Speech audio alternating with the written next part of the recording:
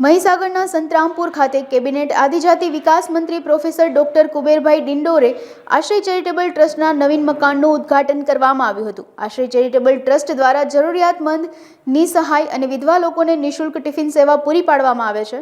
લાભાર્થીઓને ધાર્મિક પ્રવાસ પણ કરાવવામાં આવે છે। ટ્રસ્ટ દ્વારા બીજા અનેક સેવાકીય કાર્યો અવારનવાર કરવામાં આવે છે। આશ્રય ચેરિટેબલ ટ્રસ્ટ આ જ રીતે જરૂરિયાતમંદ લોકોની પડખે ઊભું રહી તેમની આ સેવાકીય પ્રવૃત્તિ નિરંતર ચાલુ રાખે તેવી શુભકામનાઓ પાઠવી હતી।